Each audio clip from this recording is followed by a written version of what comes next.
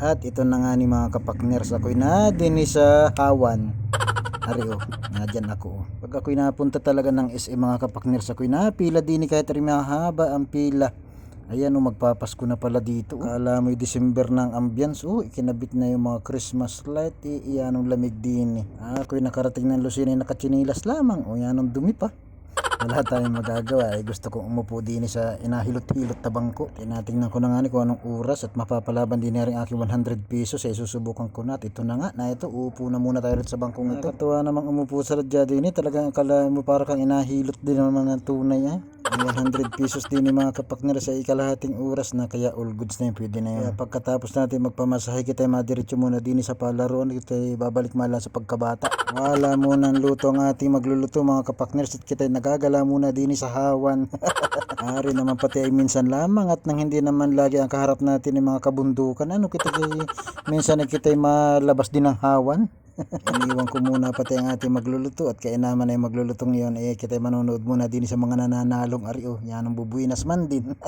Yan ang daming panalong ticket mama ipapalit yan ng kindi nahulugan lamang din ng token yun nung bata talaga ako mga kapakners hindi ko naranasan, kaya ngayon kita matanda-tanda na ng kaon. Subukan mo din lang natin at talaga namang hindi natin ito danas nung tayo mga bata pa. At naari na nga yung mga panalong ticket ipapalit na ng kindi, chocolate at kung ano pa man pwedeng ipalit din na items. Kaya sa ating mga kapakners diyan kung gusto nyo rin namang maging bata mapasyal ka din sa Lucena na dinila ito sa may third floor ito ng SM Lucena mga kapakners.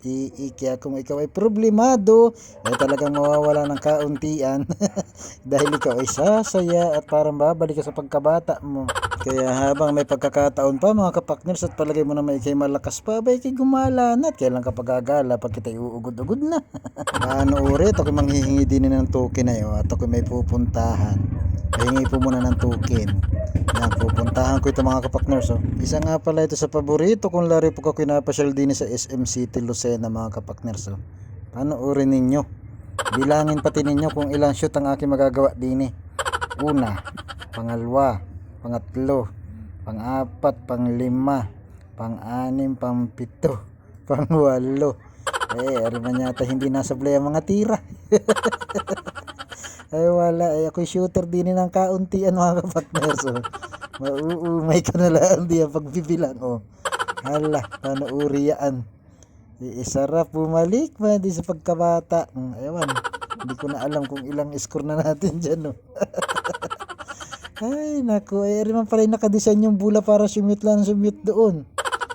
Yan ang lakita ng butas na rin parang planggana. Ay sus Mariusip. Hala, nabibilang niyo pa baga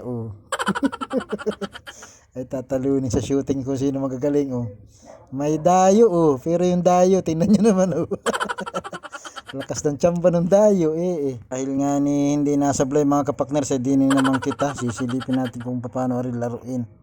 Ari pala inahulog lang yung token na tatapat doon at bigla may lalabas na ticket yun pwede na naman ipapalit yun ng chocolate mga kapakners. Kakarami na tayo ng ticket mga kapakners at kita'y magmumotor muna din sisilip naman tayo din sa pagmumotor.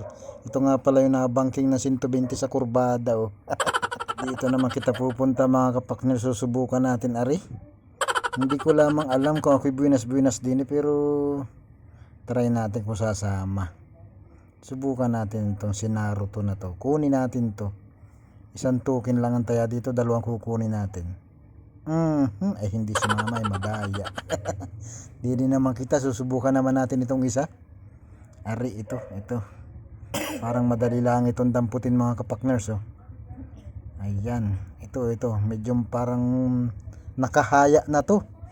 Ito sasama to, feeling ko, pakiramdam ko sasama talaga to. Sige, sumama ka. Huwag kang bibitaw, ay bumitaw. At dahil nga walang buwinas doon mga kapakners, kita mauwi na muna. Madadamihan kita roon. Ayan mga kapakners, shoutout sa ating mga kasamahan. Napakadami kong kasamahan diba? Hindi ko na maisa sa anong dami niyan. Madami pati silang panalo na nagabilang man din ng kindi. Pinalit nung ticket kaninang hawa. Bago nga pala kita umuwi ng mula na Quezon mga kapakners ay dumaan kami din sa McDo. Ayan Namimiss daw namin ang lasa na ri. Masarap kumain din mga kapakners at wala din mikos-mikos. Siguradong ari walang sili ako matitikman.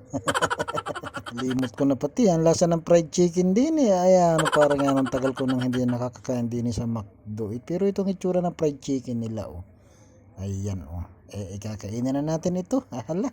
Hanggang dito na lang. Thank you for watching.